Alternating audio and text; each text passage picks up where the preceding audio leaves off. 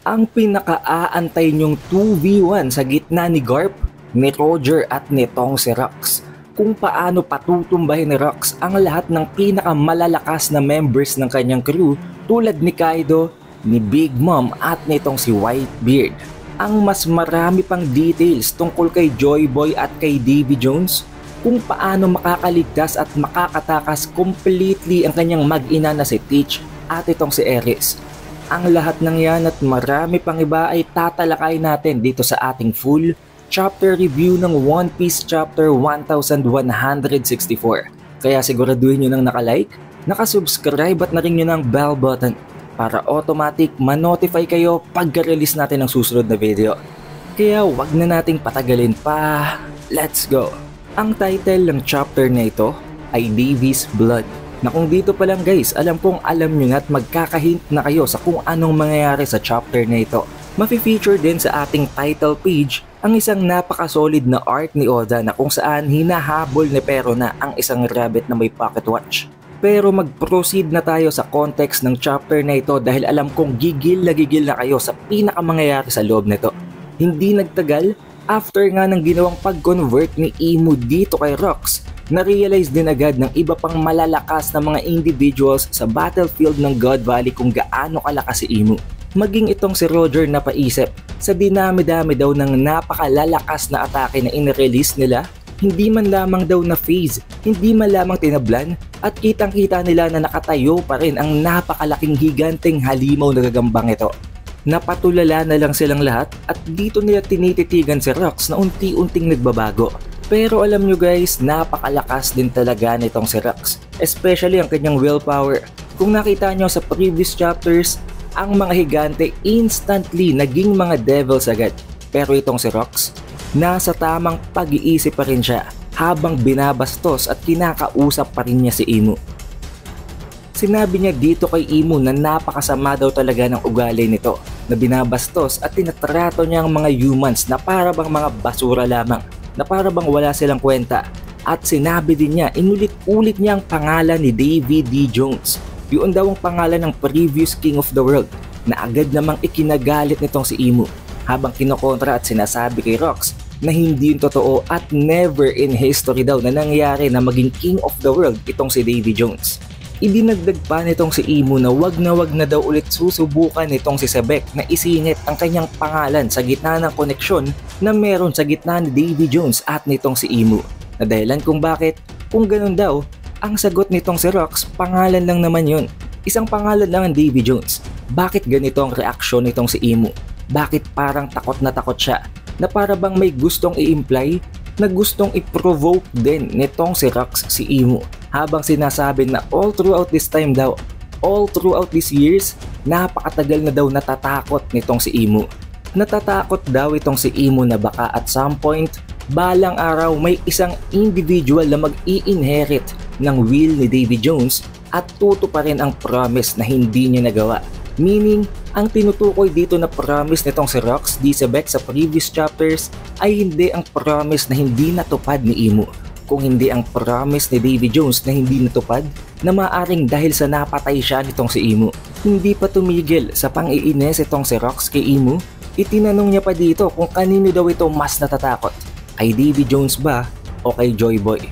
At nangangahulugan nito guys na hindi iisang tao si Davy Jones at si Joy Boy. At least sa chapter na ito ay na-confirm natin na magkaiba talaga sila. Pero dalawa sila sa pinakamalalaking karakter na pinakakinatatakutan ni Imu. At ang sagot naman ni Imu sa tanong ngayon ni Rox ay hindi siya dapat matakot. Dahil unang-una sa lahat, hindi na magre-resurface ang dalawang yon. Hindi na sila mabubuhay muli dahil patay na nga sila. Bumawi naman itong si Imu habang sinasabi na hindi din mangyayari yun, hindi na siya dapat matakot dahil nakuha niya ng perfect army. Ang isang napakalakas na army na napaka-gentle at napaka-indecisive. At yun ay ang mga giants. Na dahilan kung bakit napiko na naman itong si Rox habang sinasabi na napakasama daw talaga ng ugali nitong si Imu. Dahil gusto na naman itong i-take advantage ang moral sa tang ideals ni Harald. Na alam naman ni Rox na ang gusto lang naman ni Harald ay ang linisin ang reputasyon ng mga giants. Dahil dito, nakita natin na nagalit si Rox at mas lalo lamang lumakas ang pagiging isang devil niya. para bang mas lalong na buff at mas lalong na push through ang pagiging isang devil nitong si Rox. Ngayon, singit ko lang sa inyo guys, meron tayong ginawang video na tumatalakay tungkol sa Domi Reversi. At ang isa sa mga iniisip natin na possible condition doon is that kailangan galit or nakakaramdam ng hatred ang target nitong si Emu para ma-convert sila into a demon. Kung titingnan nyo dito, pasok na pasok yun. After siyang i-provoke nitong si Emu tungkol kay Harald, saka siya mas lalong naging isang devil. At dahil dito, ibinigay na ni Emu ang kanyang final command dito kay Rox Sebek. At yun ay ang itigil to put an end to the Davies Dream. Na para bang indirectly ang sinasabi dito ni Emu is that para putulin ang will ni Davy Jones, kailangan niyang i-wipe out ang buong Davy clan. Matapos yun ay itinapon ulit nitong si Emu si Rox pabalik sa ground, ibinagsak niya ito. At sa pagbagsak nito, nakatingin naman sa kanya ang ibang mga members ng kanyang crew tulad nitong si Whitebeard at nitong si Big Mom. At first, hindi pa nila alam kung anong nangyayari dahil sino nga bang magkakaideya na magiging devil itong si Rox kung hindi nila alam kung anong tungkol sa Domi Reversi. Tinanong pa siya ni Big Mom kung okay lang daw ba siya kung anong ginawa ni Emu sa kanya sa itaas dahil napakalayo nga nun. Mataas ang tsansa na hindi nila nakita kung ano directly ang naging implications kung anong ginawa ni Emu sa kanya after siya nitong tusukin. Nagulat na lamang sila nang makita nila ang mukha nitong si Rox na kakaiba na. Binigyan din ito ng panibagong command na naman nitong si Emu. At yun ay ang matapos niyang patayin, matapos niyang ubusin ang lahat ng mga members ng Davy Clan, i-wipe out at i-annihilate din niya ang lahat ng mga obstacles na nasa loob ng God Valley. And by that, ang tinutukoy ni Emu ay ang lahat ng mga Marines, ang lahat ng mga individuals na nasa loob pa ng God Valley Island. Hindi din alam nitong si Big Mom kung anong nangyari, pero isa lang ang napapansin niya na napaka-obvious ngayon sa scene na ito. Lumaki itong si Rox. Naging mas malaki pa ito sa kanya na kung tutuusin, previously medyo malaki pa nga si Big Mom kumpara dito kay Rox. Tinanong siya nitong si Big Mom kung ano nangyari, pero ang sagot ng Devil Rox, umalis daw itong si Big Mom sa kanyang harapan dahil kung hindi, masasaktan ito. Nagsimula na ding sabihin itong si Rox na dapat daw talagang patayin ng lahat ng members ng Davy Clan. Kailangan daw maubos ang lahi nila sa history. Agad na tumalon itong si Sebek papunta dito kay Kaido at tinusok ng kanyang saber ang ilong ng dragon na ito. Gulat na gulat si Kaido dahil of course, bakit siya aatakihin ng kanyang sariling captain? Pero hindi yun dito natapos, nag-launch ng isang napakalakas na atake itong si Rox sa mukha ni Kaido na immediately after one strike, sa pamamagitan lamang ng isang atake, napatulog niya si Kaido. Hindi lang yun, dahil nga sa inatake niya si Kaido, nagtaka itong si Big Mom. Akala daw ni Big Mom ay magkakakampi sila. Bakit inatake nitong si Sebek si Kaido? Na dahilan kung bakit, dahil aatakihin na din nitong si Big Mom si Rox, inatake niya na din ito. At tulad ng nangyari kay Kaido na one-tap niya rin si Big Mom.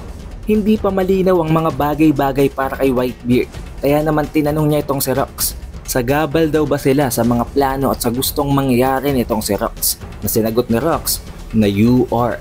Na para bang sinagot ni Rox ang tanong na yun ni Whitebeard ng oo. Sagabal sila. Ngayon alam natin guys na oo, hindi ito ang tamang pag-iisip ni Rox. Pero para sa POV nila Whitebeard, hindi naman nila alam na under mind control si Rox ngayon. At sa sobrang lakas ng clash sa gitna nitong si Rox at nitong si Whitebeard, nag-uumapaw ang haki guys. At kitang-kita nyo dito, talagang iniinda din nitong si Whitebeard ang ginawang atake ni Rox sa kanya. Sa sobrang lakas ng impact, tinamaan nito ang isa sa dalawang mountain o sa dalawang hill ng God Valley na dahilan kung bakit bumagsak at nawasak ito.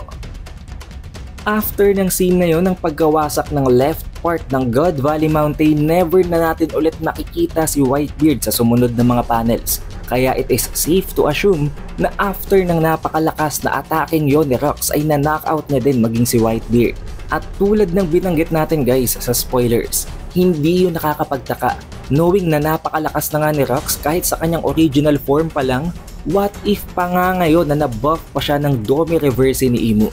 After niyang matalo ang kanyang sariling crew, nagpatuloy siya sa utos nitong si Emu na ang patayin, i-wipe out ang lahat ng mga members ng Davy Clan.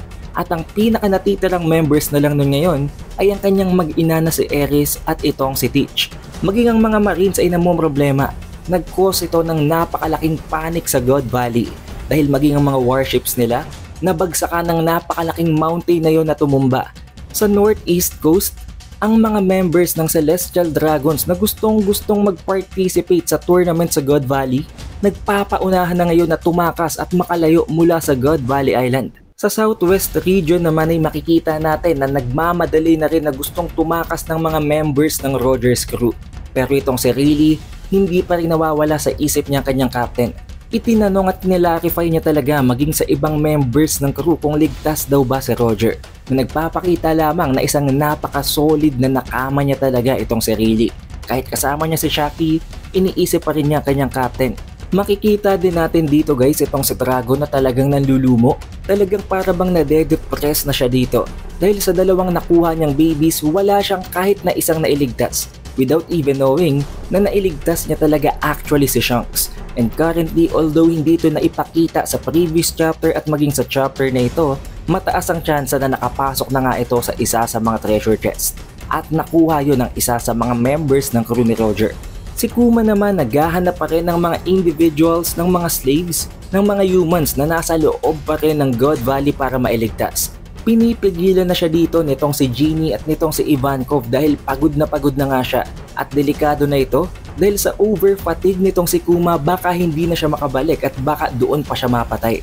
At sa pagkakataong yun mismo ay may nakita, may namataan itong si Kuma na dalawang individuals na tumatakbo sa kakahuyan. At alam nyo kung sino yun guys, walang iba kung hindi si Teach at itong si Aerys. Makikita din natin dito itong si Captain John na galit kay Ganzui dahil nga sa inatake siya nito. Pero si Ganzui naman, galit naman kay Shiki dahil it seems hindi niya napatumba si Shiki at ni-knockout siya nito. Kaya si Shiki ang kumuha ng treasure chest at itinakas niya ito mula sa God Valley. Hindi nagtagal naka-catch up na nga itong si Sebek sa kanyang mag-ina. Takot na dito si Aerys at itong si Teach habang umiiyak pa nga itong si Aerys. Dahil at this point na-realize niya na tinalo na nga ang kanyang asawa. Humihingi ng tawad itong si Aerys dahil kasalanan daw niya ito. Alam niya na hindi pa handa itong si Sebek na harapin si Imu na nangangahulugan guys na aware itong si Aerys na may isang formidable opponent na kailangang harapin itong si Sebek para ma-achieve ang kanyang goal. Ayon dito kay Aerys, hindi pa daw talaga dapat makikipaglaban si Sebek sa taong yun. Pero dahil na nga sa nakulong, nagamit ang kanyang mag-ina bilang slaves, kinailangan niyang mas agapan pa ang pagharap dito. Na dahilan kung bakit ganito na itong si Sebek ngayon. Alam din itong si Aerys na wala na silang tatakbuhan dahil habang hinahabol sila ni Sebek, may nag-aantay naman ng mga ship ng mga Marines sa lugar kung saan patungo sila sa pagtakbo. Kaya ang natatanging choice na lamang daw ni Aerys ngayon ay ang tumalon sa dagat. Ang tumakas mula sa God Valley sa pamamagitan ng paglangoy. Pinangako niya din dito sa kanyang asawa kahit isang devil na ito na hindi niya hayaan na mamatay si Teach. Hindi niya hayaan na dito matapos ang Dibiglan.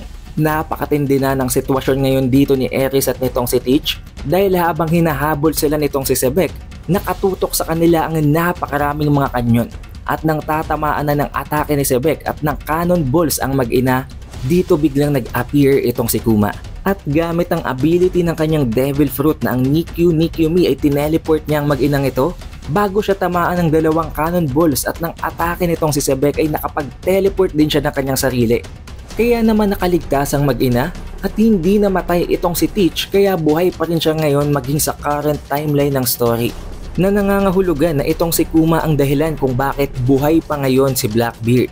Itong si Kuma ang nagsilbing Nika para kay Blackbeard. Na nakakatawa lang isipin dahil matapos ngang iligtas ni Kuma si Blackbeard kung ano-anong bagay pang gustong gawin ni Blackbeard sa kanyang anak ngayon. Pero napakalaking tanong ngayon, anong nangyari kay Aerys? Kung nakaligtas sila dito, nasaan si Aerys ngayon? Bakit si Blackbeard pa lang ang nakikita natin? Since na-realize na nga ni Imu na hindi na mapapatay ni Sebek ang kanyang mag-ina, idinagdag at inulit niya ang kanyang pangalawang command. Patayin na lang daw ni Sebek ang lahat ng mga taong nasa loob pa rin ngayon ng God Valley. At nangangahulugan yun guys, napapatay niya maging ang kanyang sariling crew. Dahil dito tinatawagan na si Garp ng kanyang fleet, nasaan na daw siya? Kailangan niya nang bumalik dahil aalis na sila sa lugar na ito. Ang sagot naman ni Garp, Sinabihan na daw niya ang mga ito na wag na siyang antayin, na umalis na silang lahat dahil hindi naman siya nagpapaantay. Kaya inulit niya, umalis na daw ang kanyang fleet dahil hindi na sila pwedeng magtagal pa dito. Ganon din si Roger. Kinokontak si Roger ng kanyang crew, pero ang sagot naman nitong si Roger, ligtas daw siya. At mas i-prioritize daw nila na ipunin ang lahat ng members ng Roger's crew sa loob ng kanilang ship. Siguraduhin daw nila na nandun silang lahat at walang naiwan sa loob ng God Valley. Dapat ligtas sila. Habang itong si Rox naman, isa-isang pinagpapapatay ang members ng kanyang crew. Tulad ng ibang mga members niya na itong si Kaido at si Big Mom, hindi nila alam kung anong nangyayari. Bakit inaatake sila ng kanilang sariling captain? Pero nagtataka din sila, bakit ganito ang itsura niya ngayon? Dahil sa napakatinding insidenteng ito na para bang wala na sa sarili itong si Rox, hindi na nakapagpigil pa itong si Garp at si Roger. At sumigaw silang dalawa ng Bring It On Rox, na para bang pinoprovoke nila ito na instead na patayin nila ang mga walang kwentang individuals sa loob ng God Valley tulad na lamang ng sariling crew ng mga kaibigan nitong si Rox, ang dalawang ito na lang ang kaharapin niya. And also guys, alam kong madami sa inyo ang hindi makakapansin nito, pero nakapag-release ng napaka-enormous na amount ng haki si Garp at itong si Roger, na para bang na-provoke, na para bang instead na sumunod kay Imu at sa pinag-uutos ni Imu na patayin ni Rox ang lahat ng tao sa loob ng God Valley, napilitan si Devil Sebek na harapin ang dalawang ito. At kitang-kita natin dito guys sa paghaharap na ito na napakalayo na talaga ng size difference nilang tatlo. Napakalaki ni Rox. Tulad na lamang ng nangyari sa ibang mga giants na ginamitan ni Imu ng kanyang Domi Reversi. At sinasabi ni Roger na I won't let you go after my crew. Pero may isang hindi ine-expect na pangyayari dito guys. Biglang para bang nagsalita itong si Rox sa loob ng isip ni Roger at nitong si Garp telepathically. Hindi ito nagsalita ng physically, hindi bumuka ang bibig nito, na dahilan kung bakit nagulat at nagulantang ang dalawa ni Roger at ni Garp. Hindi nila alam kung paano yung nangyari, pero nagulat na lamang sila ng mas malala pa nang makita nila nakakaiba ng emosyon nitong si Sebek. Umiiyak ito, humahagulhol ito, habang sinasabi kay Garp at dito kay Roger na please kill me. Nagmamakaawa siya kay Roger at kay Garp na patayin na siya dito dahil hindi niya na nga makontrol ang kanyang sarili. Maging ang kanyang mga kaibigan, maging ang kanyang sariling crew ay pinagpapapatay niya na. Pero buti na lamang hindi pa talaga siya completely under control kahit after ng double reversal na ginawa sa kanya ni Imu, nakakapagsalita pa siya ngayon telepathically. Hindi lang natin alam kung anong klaseng ability yon. Ability ba yon na meron talaga itong si Rox? O ability yon na na-acquire niya after ng Domi Reversi? At dito guys ipapakita ang finally ang clash sa gitna ng tatlong ito. Ang Rox versus Roger and Garp. Pero dito guys nagtatapos ang chapter and luckily walang chapter break next week. Back to back, tatlong sunod na chapter guys. Kaya may re-release natin by Tuesday ang spoilers para sa chapter 1165. Kaya naman para ma-notify kayo pag release natin ang susunod na chapter na yon, siguraduhin nyo nang naka-like, naka-subscribe at na-ring nyo ng bell button. Also, we have an official Facebook page and official TikTok account. Kaya mag-like at mag-follow na din kayo sa ibang platforms na yon. It is The Updated Weeb and I will see you guys on the next one.